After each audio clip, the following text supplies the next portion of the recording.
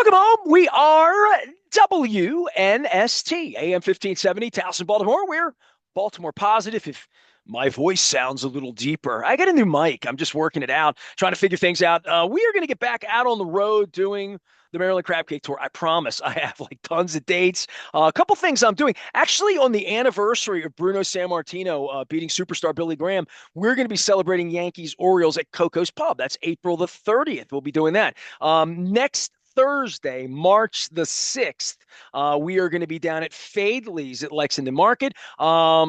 There's a rumor that Mark Viviano is going to be coming back and visiting again. And we're going to talk some media because nobody can fire him anymore. So it's going to be good. We also have our friends, I think, from American Cancer Society and Hope Lodge, as well as preparing youth for tomorrow because I kind of screwed up the Cup of Super Bowl. Magic 8-Ball tickets, I'll have a handful of these. At some point, I'm going to get the Monopoly tickets. And then we had the old Ravens grand prize winner, and I can't wait to meet her because she's like a real Raven fan, had a great story. So Luke Jones is here. Speaking of Ravens, I want to let everybody know we're going to do Orioles, and more Orioles. This segment is going to be Ravens and not so much Justin Tucker and jurisprudence and massages and Steve Smith or any of that stuff because like it's combine week. And Luke, first off, how are you? Everything good? I haven't heard from you. I miss you. I feel like I saw you a month ago, but we don't like get together and hang too much on football related issues since the Mark Andrews incident, right? Yeah, things are good, and we're just about at that point now where business is going to start to pick up. Combine this week, and we're going to hear from John Harbaugh and Eric DeCosta. They're going to be asked about Justin Tucker, whether they say anything or they don't say anything. It'll be news, and certainly now we're counting down to we're about roughly 2 weeks out to the start of free agency. March 12th is the official start of the new league year, but as you know, you have that 48-hour period that is the tampering period, legal tampering, which is an oxymoron. But anyway, but we get to the point where we'll start to have some tangible information. We'll have some substance to what this offseason is going to look like. There's been a lot of speculation.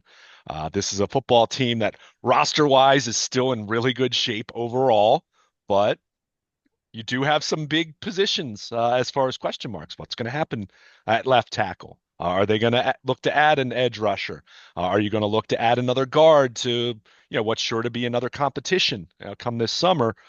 But And Ben Cleveland's not going to be part of that mix. Let's sure, and I throw would have that in. said he wasn't going to be part of that even before he got popped for DUI down in Georgia, but certainly not a very good decision on his part as he's getting ready to become Well, an you'd never know unrestricted about it free if you agent. follow WPAL or Ravens.com. So I get my chance to shoot my arrows at them 35 years into this when news is happening. It's not even reported anymore. It's really, we're in a different place, dude. We really are like just all of it. From Trump down, we're just in a different place about news and things. But the football side of this is, the combine, you and I used to get on the plane and fly out there. I saw Harbaugh and his dad running around Florida this weekend.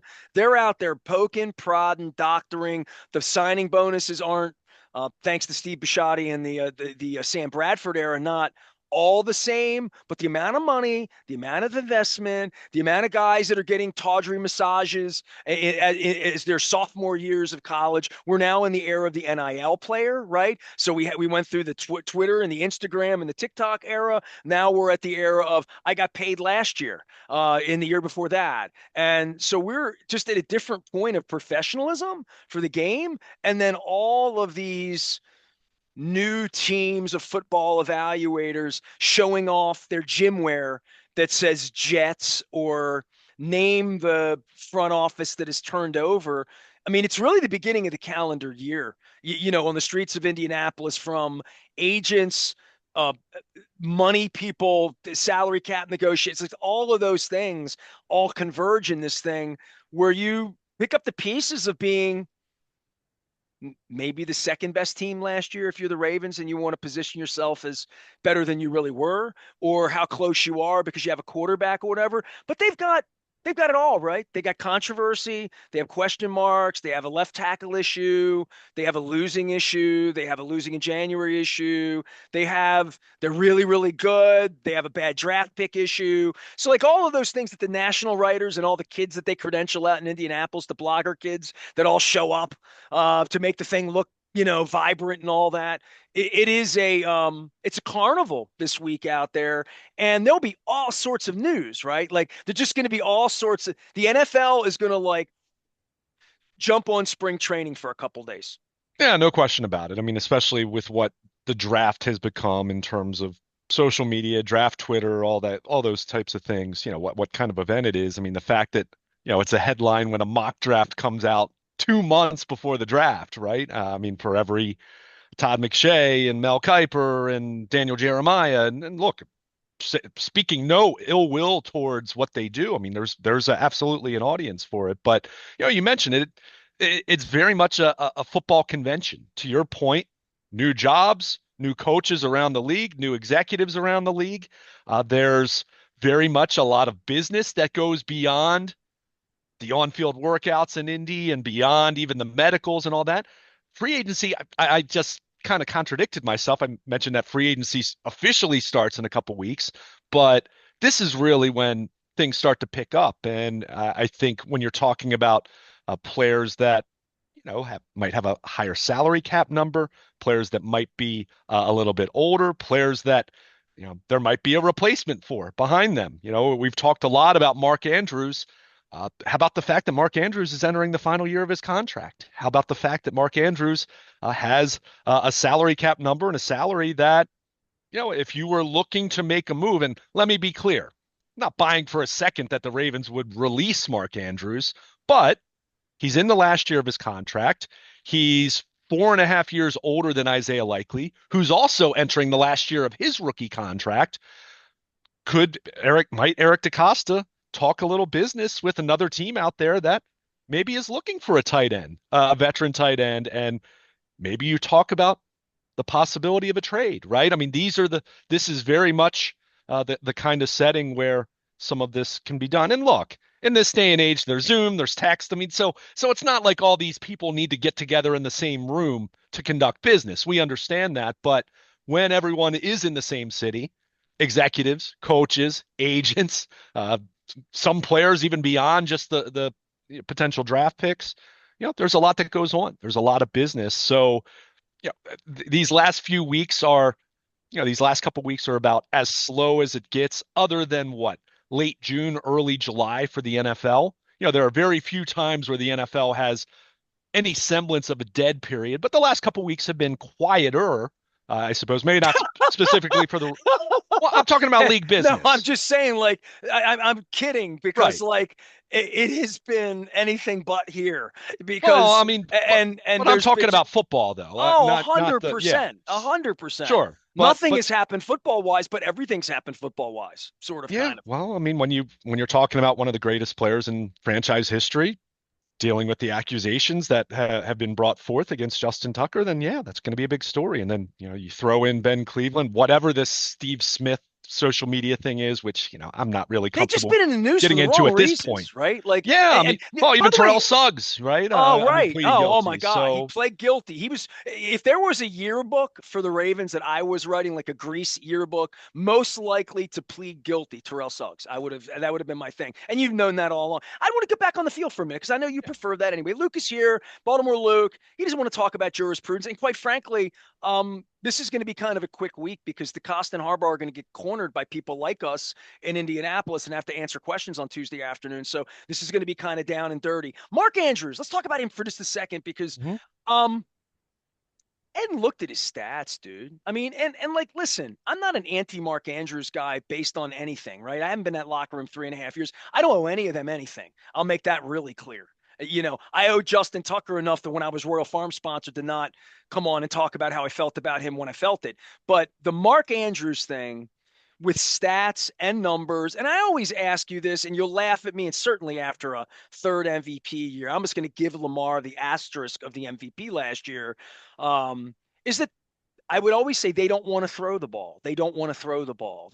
And you'd say, of course they want to throw the ball. Lamar throws the ball, and we'll go back and forth on all that. But then the stats happen at the end of the year, and if you're in this offense, other than Lamar or maybe Derrick Henry now because he's special, as pointed out by my Houston Oilers jersey, you look at the stats, and Mark Andrews, 55 receptions, 673 yards, 11 touchdowns. Important touchdowns, red zone. I got all that. The year before, 45 receptions, 544 yards, missed some games, 6 touchdowns, 73 receptions in 22, 107 receptions in 21. But that was when you were writing off season like your tight end can't be your wide receiver.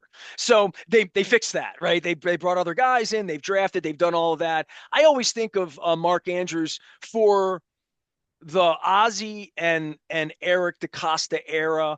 He's a pile diver. He is a fundamental with Lamar guy, along with Stanley, Humphrey, now Roquan, imported, but fundamentally a part of what this last 3 or 4 years has represented. The Lamar era, Mhm. whatever that would be. Mark Andrews is fundamentally tied to that, but we're getting to the point, right?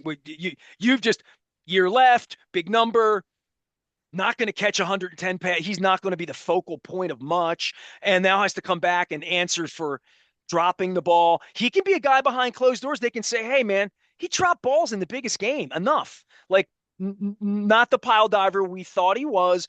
Like, we can make that anti Mark Andrews case. I'm going to allow you to make whatever case you want to make. I just made the case of looking his stats up, honestly, 30 seconds ago. When you started talking about 1 year left on the deal, you're talking and I'm typing. And I'm like, I wonder how many receptions he had, because off the top of my head, I would have said 60. And that would have been generous because he had 55. Yeah. I mean, I look, I mean, I think it's complicated. I don't necessarily want to lead with the drop in the playoff game and the forced fumble in the playoff game, which, hey, those were, as much as we talk about Lamar Jackson's January performance, it would be unfair to not talk about other star players on the team and their performance in January. And go look at the career numbers. Mark Andrews has dropped a lot of passes in January. Lamar's the headliner because he's the quarterback, and understandably so. He makes more Well, money they than ain't anyone making a else. change in his But department, no, right? and they shouldn't. And Right. they shouldn't. But I'm I just would in the just say interest for of all of these fairness. players where we get to, this might be a little bit of a transplant off season in a way that I didn't think about that when Andrews fell backwards and the ball hit the ground before the press, before any of that, right? Like at that moment, I didn't think he's expendable. Against Well, salary cap or whatever, Ronnie Stanley, they might not have a choice. Somebody else just might love him more. So they're going to be fundamentally doing something. And look, man, this is how DeCostas live longer than the cockroach and Ozzie and Harbaugh. They're good at churning over everything but themselves. I mean, they really are, which is the credit to why they're coaches and the players play. But I mean, I wouldn't write it off. What we're saying here is getting a 6 round draft pick or whatever Eric would do to dump salary, to just say it's his time. You know what I mean? Because we're getting to be it's just time with a lot of these cats.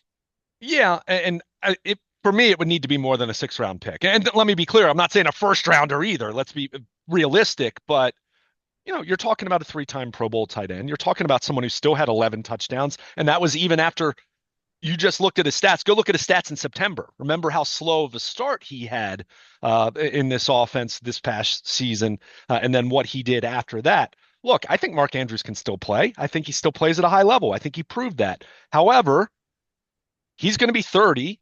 Isaiah Likely is going to be 25. Presumably, you're not going to keep both of them long term, right? I think we can all agree on that you're not going to keep both of them beyond the 2025 season. So that's where you look at it and say, all right, do we explore a long-term deal with Isaiah Likely, who has been a very good understudy? And every time Mark Andrews has been injured or missing, we've seen Isaiah Likely step up. I mean, keep in mind, Isaiah Likely is the one who caught the touchdown that could have been the game-tying touchdown had Mark Andrews made the catch 30 seconds later, right? I mean, that's what we're talking about here. So I think when you look at it through that lens and you understand that you're talking about a tight end who's going to be 30, has had some physical concerns the last couple of years. In fairness, he worked his way back from the awful ankle injury to the point where he actually was able to play in the postseason, albeit on a very limited basis, talking the end of 23. But, what kind of market is there?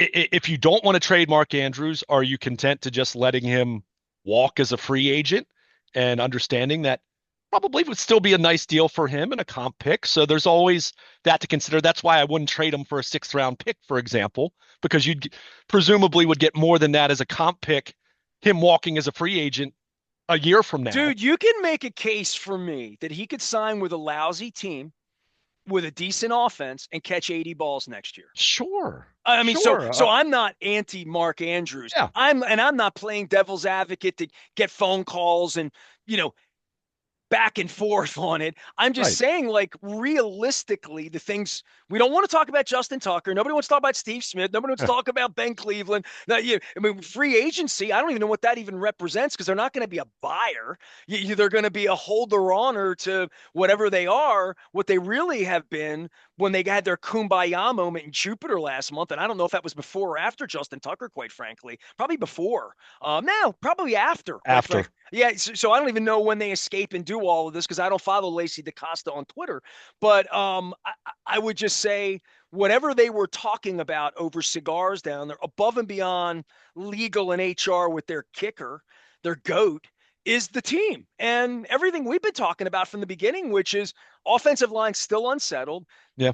You got to throw tight end in. You got to throw salary cap in general. Like, where's our money going? And by the way, here's another headline. And this would be something we'd be talking about all night in Indianapolis over chips and salsa at our favorite Latin restaurant out there. The salary cap, 280 now ish, give or take. It's going up, up, up. They've all talked about it going up, up, up. They all just keep making money and printing money and Peacock this and Paramount that and like just all of it. 18 games coming down the pike. So all of that's going to be happening this week. But, you know, beyond that, the Ravens are a team that won't have a lot of cap money, Right. drafts low, all of those things. And I don't want to say heart transplant because they have too many great players in various places, but they got decisions to make here. Sure. Sure, no question. And when you look at the cap space, to your point, the NFL set the 2025 cap, or they've at least, they put out there what the range is. It's $280 million. It's higher than what a lot of the projections were. But that said, you're still talking about a Ravens team that roughly, when you look at like overthecap.com or some of the other projections, kind of puts them in the bottom third of the league in terms of cap space. Now, the good news is the Bills and the Chiefs have even less cap space than the Ravens. So, look at it through that lens and you say it's not so bad. But when you Yeah, it sucks examine, when you're 4-13 and you have no right, cap space. like the Cleveland Like Browns, the for Cleveland example. Browns, Right, exactly. exactly. Who, or the Saints on an annual Well, basis when who you have have a no franchise cap space. quarterback and no franchise quarterback, that's a problem. Exactly. And that's why, people have said over the years, how do the Saints keep making it work? It's because they have so much dead money every year and their ceiling has been 8 and 9, right? I mean, that's where they've been for years now. But, but you look at the Ravens, you look at the makeup of the current roster, there aren't a lot of moves to be made to save big time money other than basically two avenues. One, you do look at Mark Andrews and you say, again, I don't for a second believe that they would just release Mark Andrews. And I am not for a second saying that I don't think he's going to be back. I think you at least explore what other teams value him as right now in terms of acquiring him, knowing he's owed $11 million, knowing you could save $11 million on your cap, and then divert, pivot to signing Isaiah Likely to an extension, right? But knowing he's going to be a free agent. So that's the one player that you kind of point to, other than Justin Tucker, obviously, right? That's the big one here. And from a football standpoint, that would have to be a post June 1st. And, you would save $4.2 million after June 1st. But beyond that, it's Marcus Williams, it's Arthur Millette, it's Michael Pierce, Broderick Washington. I mean, and I'm not saying you're cutting all those guys, but those names I just mentioned, it's kind of minimal savings. They've already redone the Marcus Williams deal to the point where they're already realizing a lot of Well, those that's not going to be savings. the So, reason you win the Super Bowl. The reason you win the Super Bowl is going to be, Marlon Humphrey and figuring out Kyle sure, Hamilton, figuring out Tyler Linderbaum. I right. mean, And they have a couple of real dudes that they drafted late in the first round that they're going to have to pay like they drafted him in the top of the first round. The Roquan Smith, they stole him, but they had to pay him. sure, no question. So I made mention of some of the potential names that you could explore releasing, trading, pay cut. Right. So it's kind of limited options beyond Andrews, and obviously the Justin Tucker thing is its own entity in terms of off-field and on-field fallout. So the other avenue, of course, would be looking at Lamar Jackson, looking at Marlon Humphrey, looking at that tier, your top tier of talent. As you mentioned, it's not really cap savings by any means, but you want to explore Kyle Hamilton and Tyler Linderbaum because you made the point the salary cap's gone up and continues to go up. The prices of those players are going to continue to go up. So you'd much rather do it now rather than a year from now, or let alone talking about a franchise tag in a couple of years. So there's that. But when you're talking about Lamar, when you're talking about Marlon Humphrey, talking about the guys that have a big cap number right now, you start to explore the possibility of an extension. I mean, at this point now with Lamar Jackson, he's played at an MVP level and he's played at an MVP level since signing his 200, his big contract a couple off seasons ago. So, you're going to extend him, right? So now it's just a matter of whether you do it now, uh, or do you wait till next off season and do it then? But that's how you can clear cap space. Marlon Humphrey, all pro season. You look at his cap numbers the next couple years. Is there a way to parlay that into a tackle in a couple years on his deal, and you can lower the cap number? So there are ways to do it, but every time you do that, there's always the hidden cost. There's always the thought of, okay, if you extend Marlon Humphrey now, you'll lower his 2025 number, which will be convenient, and would certainly be cap space that you're going to need, to make some other moves here and there. Not colossal moves, but moves. But the other side of that is you're committing money to him 2 years from now, 3 years from now, where he is going to be closer to 30, or on the wrong side of 30 by then. So you're always asking these questions. But, I think the good news is, as you weigh all of these and you mull all these options, is this is still a really good roster. And they have an MVP quarterback and they have all pro talent on both sides of the ball. Yeah, they need to figure out left tackle. And yeah, we'll see what else they might do with the offensive line. And yeah, we'll see what happens with safety. I mean, it's not like the cupboard's bare there. They're going to have Darius Washington and Kyle Hamilton both back. We'll see what happens at edge rusher. To me, that's a position. I mean, let's face it. Annually, we're talking about that, right? Van Noy's another year older. Odafe Oweh's in a contract year. Are you going to try to extend him? What else happens beyond that? I mean, David Ojabo is still not looking like any kind of a meaningful answer. Where's Adisa Isaac, who was hurt most of his rookie year? So that's a position. So they have positions of need, positions they need to address, but that's every team. I mean, Kansas City, big question that I think is obvious for them after watching the Super Bowl and watching the Eagles front get after Patrick Mahomes.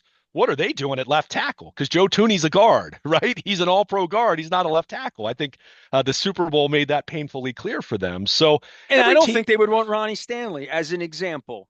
um, they might, but that right there lends itself to the complications of what's going to happen with Ronnie Stanley, because all it's going to take is one team. I've seen some Patriots reporters opine about, hey, maybe go after Ronnie Stanley to give Drake May a really, give him the kind of left tackle and the blind side reliability that a young quarterback needs. So all it takes is one team viewing him through that lens, viewing him through the lens of, hey, this guy's a former Pro Bowl player and he played every game last year and he was good. Even if he wasn't great, he was good. And he's the best that's going to be out there most likely. So yeah, it's complicated on that front. And that's why the Ravens, they're trying to weigh it too.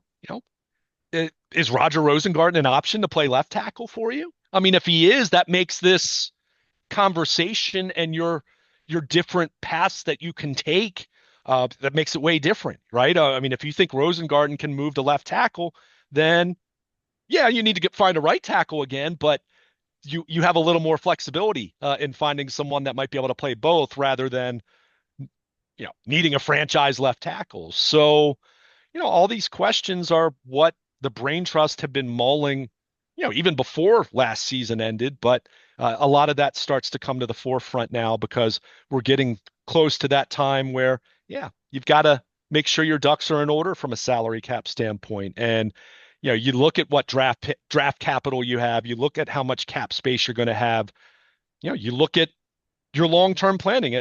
As we mentioned, Kyle Hamilton and Tyler Linderbaum. I mean, these are going to be Hamilton's going to be, I'll say it right now. I have no doubt in my mind.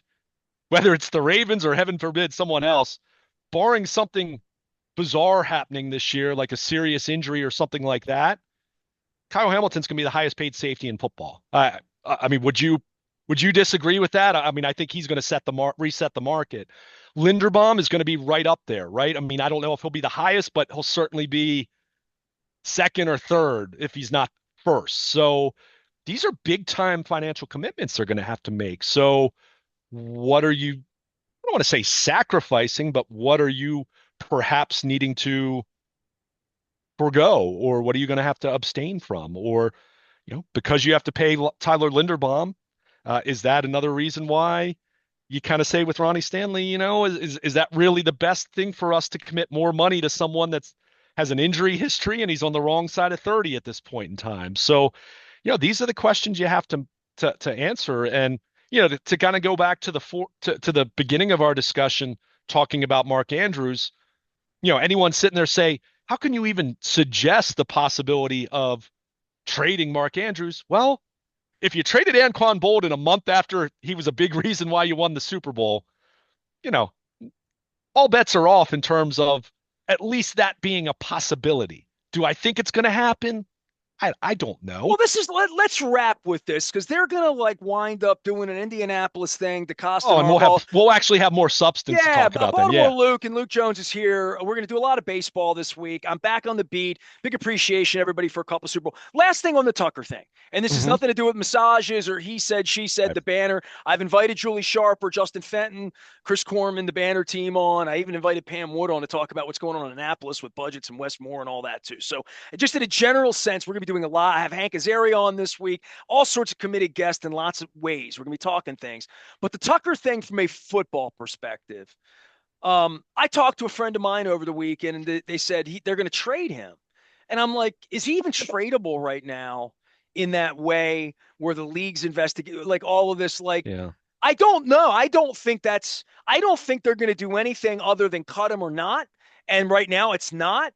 And if the press release gets issued as Harbaugh and DeCosta take the podium in Indianapolis, and we'll have the WNST text service out. If you're on it, you'll know. If you're not, get on it. Just text us to join to 410-821-9678. Luke, I don't. It's weird. It's weird water with the Yeah. money, the kicker, the greatest kicker ever. He wasn't very good last year. Would they want to move on anyway if none of this had happened? Just all of that. But the devalue, if that were the case and this massage thing weren't happening, they probably could deal him and get a fourth round pick or something to somebody if there were such a thing. But I don't think that's even possible given the cloud over him, how much money's involved, possible suspension, like all of those kinds of things that could be up in the air because it's very nebulous. Yeah. I mean, I I'd have a tough time seeing a trade, right? I mean, Yeah, I agree. I and, agree. and look, people will say, well, the Texans traded Deshaun Watson. The value of a franchise quarterback who at the time was perceived as a superstar, right? Regardless of how he's performed since arriving in Cleveland and being terrible. But at the time, he was viewed as, he was viewed as a top five kind of quarterback, right? I mean, he was viewed in that tier, or at least very close to that tier. So it's to me, it's apples to oranges on that front. I don't think you could So deal with Tucker or trade for him without talking to him first and at least having some questions. I mean, they're out there poking and prodding these right, kids the next couple of days with all these questions and stuff like that. I can't sign Justin Tucker, deal for Justin Tucker right now if I'm in yeah. I mean, I Bemidji just without talking to him, his agent, what's going on. Because let's be honest, he had the yips last year in a right, general sense, and all of this nonsense is just not something you want to like, as no, they would say, he's a kicker. Yeah, yeah, yeah. Well, I'm not dealing with this. I don't think any franchise will want to touch this. But I do think he'll kick this year. I've made that. I'll make that yeah. bet right now. From a trade standpoint, I'm in agreement with you. I don't see. And again, this goes back to how bad he was pre-buy, right? He came back after the buy and he made every kick.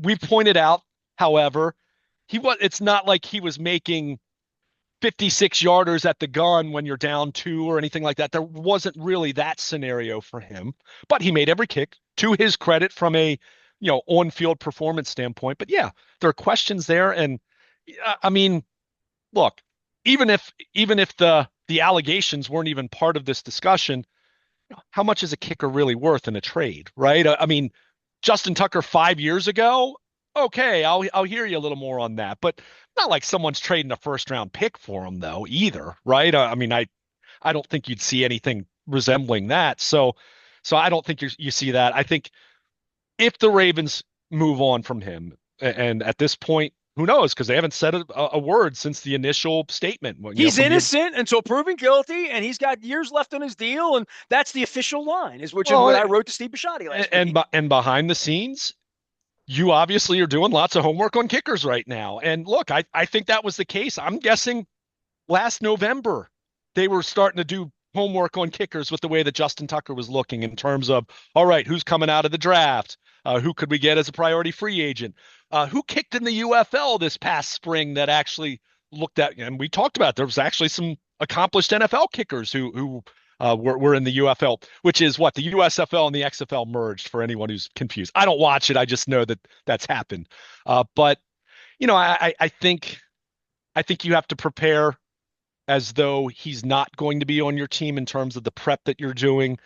And the NFL, this past week, the NFL is working on an investigation. We can certainly debate the merits of that, knowing how the league has handled I these just let things. me laugh out But loud twice. I I Yeah. hear you. But there's at least something going on, right? Whether it's legit or whether it's eyewash or very Well, I'll let you superficial, know, and whatever. WBAL But reports it, and WJZ, and all the other media companies have been hiding from it. They're hiding from it, and the NFL's investigating it, and nobody's speaky. And I mean, it's an amazing yeah, thing when you've got $1 billion company. It really is. And sure. they're going to go to Indianapolis this week. And I mean, I can see DeCosta saying something completely flippantly. We're not going to talk about it. Boom. And then just I would Harbaugh to get that thing going with his jaw that he gets going, and like I don't know, but they got to do something. And I've talked to women this week that are yeah, like watching this from a women's point of view and saying this isn't cool.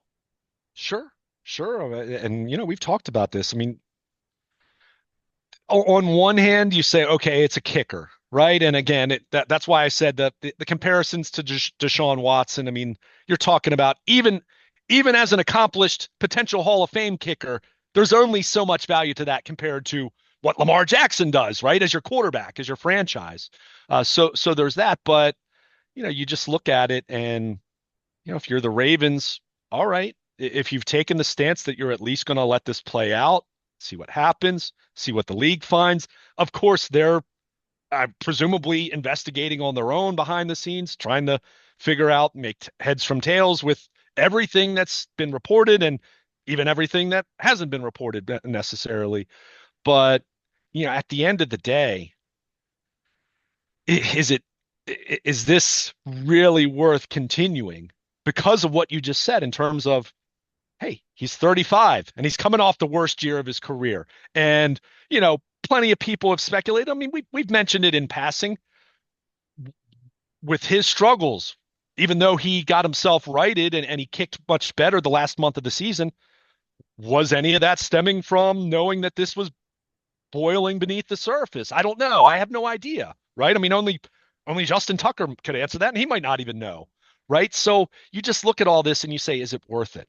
Right? Is it truly worth it, understanding the fallout off the field big time, and what that could mean in terms of your brand and PR backlash? And to your point, understanding what percentage of NFL fans are women, right? We understand that. But, on the flip side, much like the Ray Rice thing a decade ago, this is a player that's been with you a long time. You feel a certain way about how he is as a performer. You feel a certain way about how he is, what you thought he was off the field. And look, I'm not going to sit here and say definitively whether the Ravens had ever heard whispers of this behind the scenes, but it does make it kind of hard to believe that they wouldn't have heard some semblance of smoke about this, the way that people that are in the wellness and spa network around the area that would tell you that this wasn't even that much of a secret, right? In terms of the conjecture and speculation as far as him. But you just look at it and you take a step back. You say, is this really going to be sticking by him and sticking with him and saying, yeah, he's our kicker and he's our guy, is that really going to be what's best for you off the field? Big time question there, right? But even on the field, and understanding that, yeah, I mean, this is actually a time where you can kind of hide behind the fact that he wasn't very good this past year, even if you had heard whispers and you know smoke about him kind of being this kind of individual behind the scenes years ago, right? So, I think it's one of those that I'm kind of with you. In fact, my prediction right now would be that we're not going to hear John Harbaugh or Eric DeCosta say anything of substance about it, and they're going to they're going to defer to the statement, and they're going to defer to the league investigating it, right? That's my prediction as far as what will happen. I'm not saying that's right or wrong or that's the right play or not. I think that's what's going to happen. I don't think we're going to get some lengthy statement, from them about dressing down Tucker or speaking out about these accusations one way or the other. I think they're going to say as little as possible about it, I guess, because if they were going to get on the podium and pound the podium and speak about disappointment and outrage about it or anything, if that would be the message, I think he already would have been cut a couple weeks ago, right? Or they would have announced their intentions to release him a couple weeks ago. Well, So I'm that's why I guessing, wrote the letter to Steve yeah, Bisciotti. I'm not reading it on the air or whatever, but right. he's the one making hundreds of millions of dollars off of this. He's the one sanctioning all of this. He's the one who was evaporated and put all of these other um less than perfect humans out in front of it. And for that, that's just an unconscionable a dereliction of being in front of your brand. And it just speaks a lot about who they are and how they're conducting business these days. And that doesn't stand to shock anyone in regard to the NFL. Questions for Eric DeCosta, questions for John Harbaugh. There will be some in Indianapolis. Luke and I will have answers and maybe questions on the back end of all that this week. Let's get to some baseball. We're going to do it's spring Yeah. training. Hope springs eternal. I'm going to let Luke make fun of me in the next segment for actually thinking about booking a spring training trip right in the middle of the tampering period. I don't know what the hell I was thinking. He is Luke. He can be found at Baltimore Luke. We're out on Instagram here, there, everywhere with hundreds of thousands of you following us. No one listens. Everyone hears. My hate mail is just up, up. I'm going to give a whole segment to my hate mail. What a world. It's baseball season next, I promise, on Baltimore Positive.